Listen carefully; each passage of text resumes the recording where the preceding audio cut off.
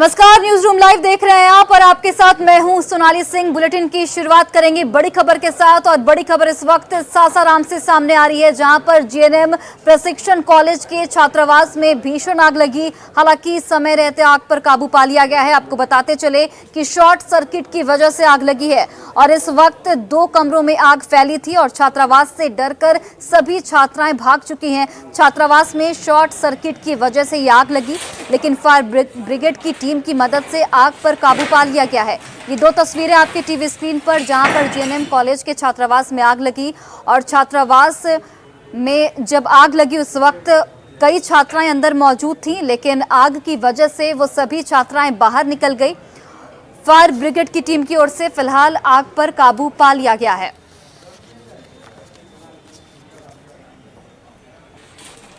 ये क्या है कि वायर है, वायर से प्लाई लगा हुआ थी। जो उसमें जो प्रोग्राम हॉल है हमारा, उस प्लाई में जैसे ही शॉर्ट सर्किट हुआ, प्लाई आग पकड़ा है और आग पकड़ के जनरली जैसे 3-4 वहाँ लगातार पूरा फ्लोर पे प्लाई लग रहा है, तो धीरे धीरे आग पकड़ते हुए नीचे टेबल पे गिरा है और टेबल फिर आग पकड़ लिया। इससे कैसे हुआ, मतलब शॉर्ट सर्किट सर अभी इलेक्ट्रिक आइटम है, हो सकता है कि नीचे से लाइन रहता है, एनी टाइम उसमें लाइन रहता है, तो कहीं ना कहीं वायर हो सकता है फॉल्ट हुआ होगा। फायर अफसर मैं यहाँ पहुँचा और आग लगी हुई थी बिजली के शॉर्ट सर्किट से, और उसको पानी और क्या कहते हैं कपड़े से उसको हमने और फायर एक्सटिंग्विशर से मैं इसको आग को पूर्ण रूप से बुझा दिया।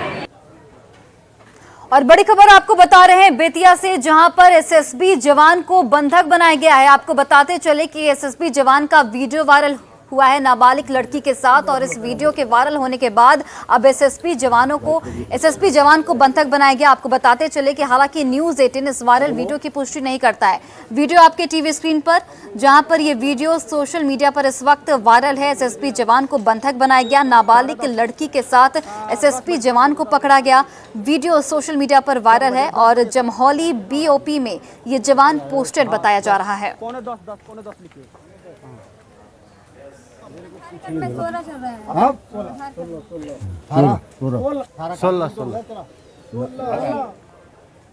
और बड़ी खबर आपको गोपालगंज से बता रहे हैं, जहां पर आरजेडी नेता हत्याकांड में एक बड़ा अपडेट सामने आया है। आपको बताते चले कि अस्पताल में करीब 10 घंटे से ज्यादा का वक्त बीत चुका है और अभी भी आरजेडी नेता का शव अस्पताल में ही पड़ा है।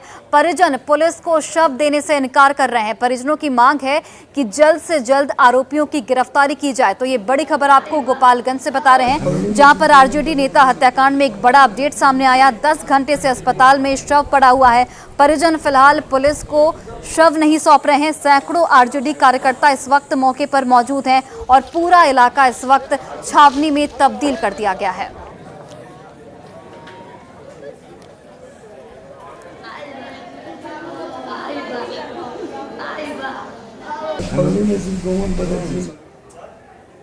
और देखिए गोपालगंज में अपराधी किस कदर बेखौफ हैं, वो आप इस खबर को सुनकर अंदाजा लगा सकते हैं। गोपालगंज में शादी समारोह से एक आरजेडी नेता इकबाल यादव घर लौट रहे थे और इसी दौरान बाइक सवार 3 अपराधियों ने उन पर ताबड़तोड़ गोलियां चलाई, जिसके बाद मौके पर ही उनकी मौत हो गई। तो राम इकबाल यादव की हत्या की गई है। गोपालगंज से ये बड़ी खबर आपको बता रहे हैं। घटना मीरगंज थाना क्षेत्र के राजघाट गांव स्थित घर के पास की है, जहां बाइक सवार अज्ञात अपराधियों ने उन पर ताबड़तोड़ फायरिंग की है। स्थानीय लोगों के मुताबिक घटनास्थल पर ही ताबड़तोड़ फायरिंग की गई, जिसके बाद डॉक्टर राम इकबाल यादव की मौत हो गई। मामले की सूचना मिलने के बाद पुलिस ने शव को फिलहाल पोस्टमार्टम के लिए भेज दिया। राम इकबाल यादव सारण प्रमंडल के छात्र इकाई के अध्यक्ष थे और तेजस्वी यादव के बेहद करीबी थे। नेता प्रतिपक्ष तेजस्वी यादव उन्हें निजी तौर पर भी जानते थे। परिजनों के मुताबिक डॉक्टर राम इकबाल बीती रात बाइक से शादी समारोह में शामिल होकर अपने घर लौट रहे थे और इसी दौरान घात लगाए अपराधियों ने घर के समीप ताबड़तोड़ फायरिंग कर गोलियों से उन्हें छलनी कर दिया। वारदात के बाद हवाई फायरिंग करते हुए अपराधी फरार हो गए। घटना की सूचना पाकर काफी संख्या में ग्रामीण वहां पहुंचे और आनन फानन में आरजेडी नेता को इलाज के लिए हथुआ अनुमंडलीय अस्पताल में लेकर गए, जहां डॉक्टरों ने उन्हें मृत घोषित कर दिया। बताया जाता है कि आरजेडी नेता को 3 गोलियां लगी। हत्या के पीछे पुरानी दुश्मनी की बात सामने आ रही है। पुलिस फिलहाल इस पूरे मामले की जांच में जुट गई है और अपराधियों की गिरफ्तारी के लिए लगातार छापेमारी की जा रही है। गोली मार के हत्या भइल बा। बारात से आवत रहलन तो रास्ता में गोली मार के हत्या हो गई। कहाँ हत्या हुई थी? बारात से आउट में घर के कुछ दूर पे का कुछ विवाद भी था पूर्व से? पहले से कुछ धमकी मिला था उनको। विवाद ये था कि केस कराए हुए थे, उसी पर धमकी मिला था कि केस वापस नहीं होगा तो गोली मरवा देंगे।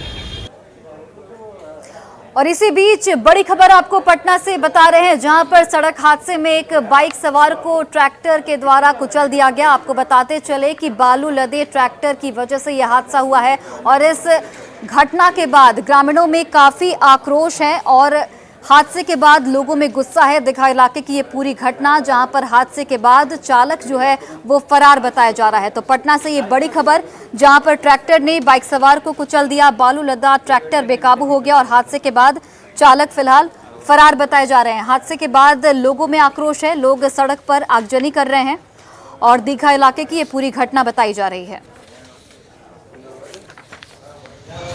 है कि ट्रैक्टर अनियंत्रित रूप से आ रहा था कुंडी मोड़ की तरफ से, फुल स्पीड में ओवरलोड ट्रैक्टर अपने लेन से जा रहा था ये बच्चा और उसको ऊपर चढ़ा दिया और चढ़ा के एकदम देखिए बांध तोड़ते हुए, बांध को क्षतिग्रस्त करते हुए बांध के ऊपर गाड़ी चढ़ गई। और देखिए, सीएम नीतीश कुमार के निर्देश के बाद राजधानी पटना समेत कई जिलों में इस वक्त सीवरेज ट्रीटमेंट प्लांट के कार्य में तेजी आ गई है। आपको बताते चले कि पटना की जो नाले की हालत है वो काफी नारकीय बनी हुई थी और इसे देखते हुए सीएम नीतीश कुमार ने सभी लोगों को ये निर्देश दिया था कि सीवरेज ट्रीटमेंट प्लांट में तेजी लाया जाए। पटना के शीतला मंदिर रोड में सीवरेज का निर्माण कार्य फिलहाल जारी है और 31 मई तक का इसमें टारगेट दिया गया है, जिसे पूरा करने में अधिकारी से लेकर कर्मी फिलहाल जुटे हुए हैं। सीएम ने कल ही सैदपुर नाला और बड़ी पहाड़ी सीवरेज ट्रीटमेंट प्लांट का निरीक्षण किया था और अधिकारियों को मानसून से पहले सभी संप हाउस और नाले को दुरुस्त करने का निर्देश दिया था। जायजा लिया हमारे संवाददाता रजनीश कुमार ने। मानसून से पहले कल सीएम नीतीश कुमार शहर का हाल जानने के लिए निकले थे, जिसमें उन्होंने सैदपुर नाले के साथ साथ बड़ी पहाड़ी सीवरेज ट्रीटमेंट प्लांट का निरीक्षण किया था और अधिकारियों को निर्देश दिया था, टारगेट भी दिया है। सीएम नीतीश कुमार के निरीक्षण के बाद देखिए इस वक्त शीतला मंदिर रोड में किस तरह से सीवरेज ट्रीटमेंट प्लांट जो है उसका काम चल रहा है और बगल में बड़ी पहाड़ी जो सीवरेज ट्रीटमेंट प्लांट है वहां पर भी काम चल रहा है। यानी अधिकारी से लेकर जो वर्कर हैं वो लगातार काम में जुटे हुए हैं। सीएम ने खुद कहा था कि जो नाले हैं उसका निर्माण जल्द कर लिया जाए, साथ ही जो गहरे नाले हैं उसमें मोटर फिट करके और उसको ढक्कन लगाना है, साथ ही जो जर्जर सड़क है नमामि गंगे को लेकर उस सड़क की मरम्मती भी कर ली जाए। तो तमाम चीजें जो है यहाँ पर फॉलो करने की कोशिश की जा रही है और आप देखिए कि बड़ी बड़ी मशीनें लगी हुई है। ओवरसीयर से लेकर जो वर्कर हैं यहाँ पर जुट गए हैं काम में। जरा बात करते हैं, ओवरसीयर हैं यहाँ पर, क्या टारगेट दिया गया आप लोगों को? टारगेट हमको यही मिला है कि ये जो काम है इसको हमको यानी मानसून के पहले ही कंप्लीट करके आगे मिलाना है। क्या हो रहा है जरा दिखाइए मुझे। ये हमारा ये सीवरेज का काम चल रहा है, अभी कटिंग हो रहा है, अभी डिवाइडरिंग करेंगे, डिवाइडरिंग करने के बाद पाइप डालेंगे। अच्छा। हाँ, अभी हमारा कुल मिला के 100 मीटर के आसपास बाकी है, वही हमको इस महीने में कंप्लीट करना है। कब तक पूरा हो जाएगा? ये इस महीने में कंप्लीट हो जाएगा, यानी आपका मई जून 15 जून तक चला जाएगा। मतलब टारगेट कब दिया गया? टारगेट हाँ यही 31 मई तक दिया गया है और इसके पहले हमको कंप्लीट करके इसको देना है। ये किस तरह से जो कर्मी हैं या फिर अधिकारी हैं वो लगातार अपने काम में जुटे हुए हैं। सीएम ने खुद कहा है कि 31 मई तक हर हाल में जो सीवरेज ट्रीटमेंट प्लांट है उसके साथ साथ जो नाले का निर्माण है, सड़क की मरम्मती है उसको पूरा कर लेना है, ताकि इस बार शहर में कहीं भी जल जमाव की समस्या नहीं हो। वर्ष 2019 में यही वो इलाका है जहां पर सीवरेज ट्रीटमेंट प्लांट काम करना बंद कर दिया था और जो पानी है उसको बाहर भेजने की बजाय शहर में ही पानी भेजे जा रहे थे, क्योंकि मशीन काम करना बंद कर दिया था, ओवरफ्लो हो रहा था। इस वजह से पटना पूरी तरह से जलमग्न हो गया था और आम से लेकर खास तक परेशानी में फंस गए थे। तो निश्चित रूप से इस बार सीएम नीतीश कुमार के निर्देश के बाद जो है देख सकते हैं काम चल रहा है और टारगेट 31 मई तक दिया गया है। नगर विकास विभाग जो है खुद इसमें लगातार मॉनिटरिंग कर रहा है, तो इंतजार करना बेहद जरूरी है 31 मई तक राजधानी पटना में किन किन इलाकों में सीवरेज ट्रीटमेंट प्लांट जो है वो दुरुस्त हो पाता है और क्या इस बार पटना सुरक्षित रहता है। कैमरामैन दीपक के साथ रजनीश कुमार, न्यूज़ 18 पटना। और चलिए अब आपको खबर बताते हैं राजधानी पटना से, जिसे स्मार्ट बनाने की कवायद लगातार जारी है, लेकिन इसमें सबसे बड़ा बाधक जो है वो है शहर की परिवहन व्यवस्था। आपको बताते चले कि राजधानी पटना की सड़कों पर जो तमाम ऑटो चालक हैं, जो तमाम बस चालक हैं, वो अपने ऑटो और बसों को लगाकर खड़े रहते हैं, जिसकी वजह से सड़कों पर कब्जा रहता है, जो परिवहन मंत्री की राजधानी में बेहतर परिवहन व्यवस्था की पोल खोल रहा है। ऑटो चालक सरकार की तरफ से जारी नियमों का उल्लंघन कर रहे हैं, जिससे लोगों को परेशानी का सामना करना पड़ रहा है। राजधानी के परिवहन व्यवस्था का जायजा लिया हमारे सहयोगी धर्मेंद्र कुमार ने। राजधानी को स्मार्ट बनाने की पहल लगातार चल रही है। लगातार स्मार्ट बनाने के लिए जो भी प्रयास हैं किए जा रहे हैं, लेकिन राजधानी की परिवहन व्यवस्था है वो कहीं ना कहीं स्मार्ट बनाने के दिशा में बड़ी बाधक है। आप देख सकते हैं ये जीपीओ गोलंबर है और ये तमाम ऐसे जो चौक चौराहे हैं वहाँ पे जो ऑटो होते हैं या जो नगर निगम के सरकारी बसें होती हैं या जो निजी बसें होती हैं, बेतरतीब ढंग से सड़कों पर लगी रहती हैं। उनके लिए कोई भी स्टॉपेज मायने नहीं रहता है। आप देख सकते हैं वो सरकारी बसें हैं, लेकिन उनको यहाँ पे बिना स्टॉपेज के रुकना है। वो पैसेंजर को उतारते हैं, वो पैसेंजर को यहाँ से चढ़ाते भी हैं और कहा जाए तो पूरी तरह से रास्तों पे या सड़कों पर इनका कब्जा रहता है, इन ऑटो वालों का और इन बसों वालों का। पूरी तरह से रोड को ये लोग पूरी तरह से क्वाइट करके रखते हैं और कहा जाए तो जो जाम लगती है, जाम का एक समस्या का कारण भी ये लोग बनते हैं। लगातार बीच सड़क पे अपने ऑटो को खड़ा रखते हैं या पैसेंजर के इंतजार में, लेकिन जो स्थिति है वो आप देख सकते हैं कि मंत्री के दावों में कितनी सच्चाई है। मंत्री जी ने कहा था कि पूरी तरह से व्यवस्था सुदृढ़ है, लोग नियमों का पालन कर रहे हैं, लेकिन जो स्थिति है, जो तस्वीरें आपको हम लोग दिखा रहे हैं, अलग अलग चौक चौराहों की तस्वीर हम आपको दिखा रहे हैं, उन चौक चौराहों की जो स्थिति है वो स्थिति कहीं से भी मंत्री के दावों को नजरअंदाज का पूरी तरह से मंत्री के दावों को झुठला रही है। कहा जाए तो एक प्रकार से पोल खोल रही है मंत्री जी के दावों को। जो भी ऑटो और बस हैं पूरी तरह से बेतरतीब ढंग से सड़कों पे खड़े रहते हैं। निजी टिंगले पटना से धर्मेंद्र कुमार। और देखिए, यूपी के मदरसों में आज से पढ़ाई से पहले राष्ट्रगान गाना अनिवार्य कर दिया गया है और अब इसे लेकर बिहार की सियासत चरम पर पहुंच गई है। तमाम विपक्षी पार्टियां, तमाम सत्तारूढ़ पार्टियां इसमें अपनी अपनी दलील दे रही है। जहां पर आरजेडी की ओर से इसका पूर्ण रूप से विरोध किया गया, वहीं पर बीजेपी की ओर से इसका समर्थन किया गया है। वहीं जेडीयू ने इसे दुर्भाग्यपूर्ण बताया है।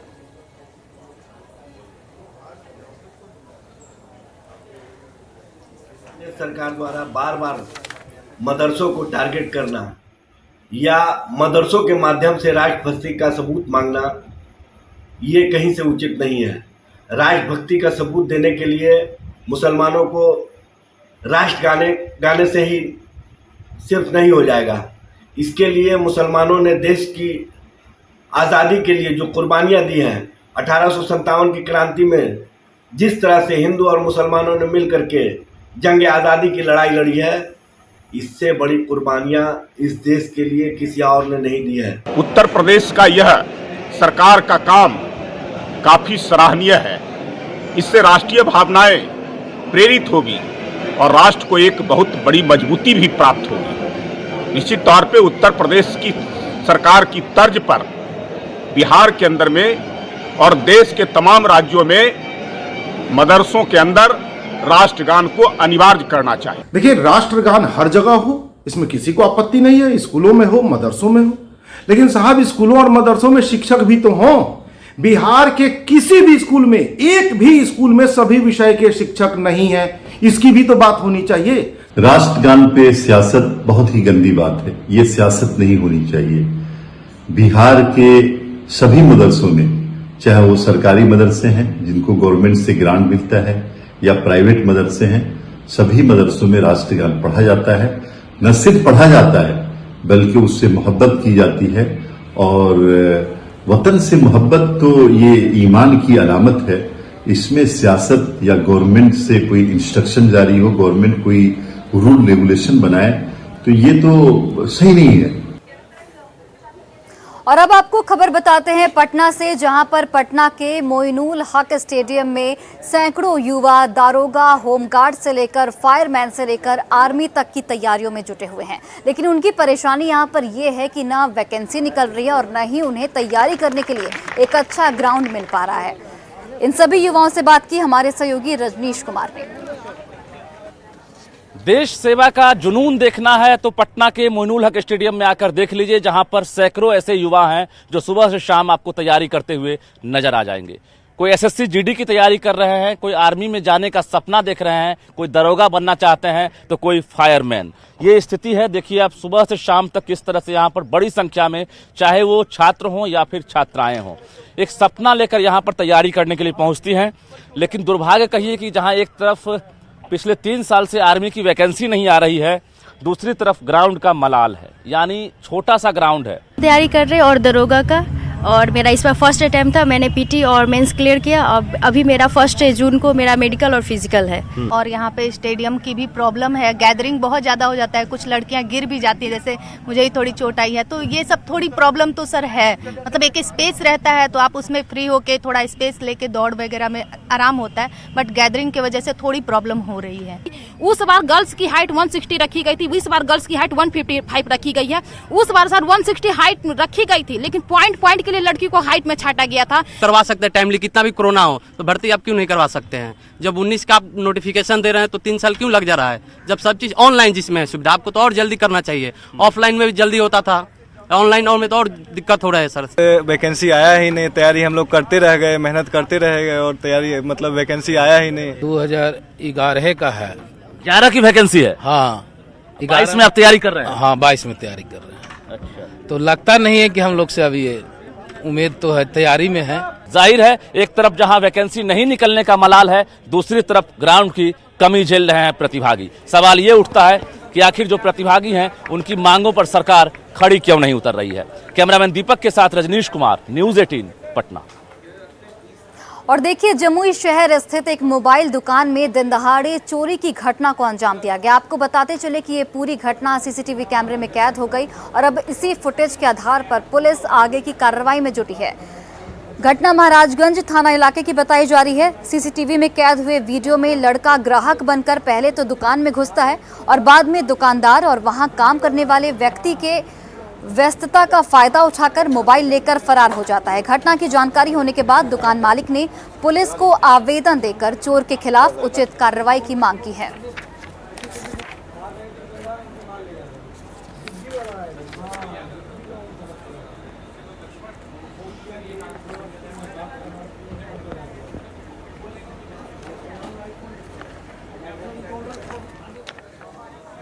और देखिए सीतामढ़ी के बैरगनिया प्रखंड में पुलिस प्रशासन ने अतिक्रमण हटाओ अभियान चलाया। इस दौरान लोगों के नाराजगी का भी पुलिस प्रशासन को सामना करना पड़ा। प्रशासन ने शहर को अतिक्रमण से मुक्त कराने के लिए अवैध निर्माण को बुलडोजर से तोड़ दिया। अतिक्रमण के खिलाफ प्रशासन की ओर से चलाए जा रहे अभियान का मुख्य उद्देश्य शहर को जाम से मुक्त कराना है।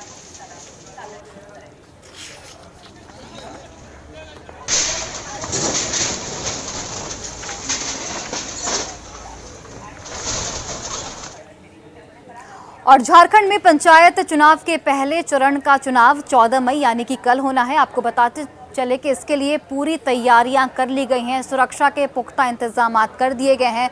साथ ही जो भी वोटिंग सेंटर होंगे वहां पर भी सुरक्षा के इंतजाम किए गए हैं। राज्य के 21 जिलों के 72 प्रखंड में पहले चरण का मतदान होगा। पहले चरण में 16,757 पदों के लिए मतदान होना है। पंचायत चुनाव के पहले चरण को लेकर जानकारी दे रहे हैं हमारे सहयोगी अविनाश कुमार। झारखंड में पहले चरण का पंचायत चुनाव 14 मई को होना है।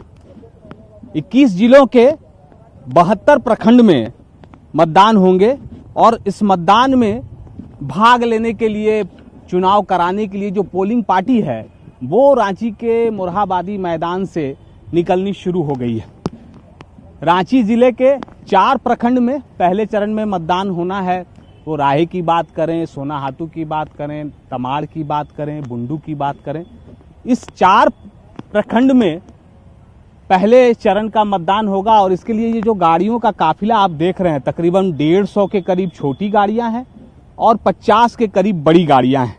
ये यहाँ रांची के मोरहाबादी मैदान से अलग अलग बूथ पर जाएंगी। व्यवस्था थोड़ा सा खाने पीने का नहीं है यहाँ पर, और ये थोड़ा शौचालय की भी बहुत दिक्कत है कि यहाँ पर शौचालय कहीं पर ही नहीं बना हुआ है। और शाम को टाइम में तो हम लोग आए हैं, अब देखिए अब आज कहाँ की ड्यूटी मिलता है, अब तो अब शाम को पता चलेगा हम लोग कहाँ जाना है। खाने का दिक्कत है, बैठने सुतने का दिक्कत हुआ है, रात भर भर पैसा तो मिलता है ना इसके लिए कि पैसा अब क्या मिलेगा अभी कैसे पता चलेगा। तो अगर व्यवस्था यहाँ पर नहीं हो तो आप पानी पीने की बात करें, खाने की बात करें, कैसे ये मुमकिन है कि लोग यहाँ कुछ घंटे बिता सकें। कैमरा पर्सन संत के साथ अविनाश कुमार, न्यूज़ 18 रांची। और देखिए, सीतामढ़ी में राज्य सरकार की ओर से मां जानकी महोत्सव का आयोजन किया गया। आपको बताते चले कि इस आयोजन में देश के अलग अलग जगहों से तमाम कलाकार ने मंच पर प्रस्तुति दी। खासकर नेपाल के कलाकारों ने यहां पर रंगारंग कार्यक्रम किया, जिसने सबका मन मोह लिया। आपको तस्वीरें दिखाते हैं।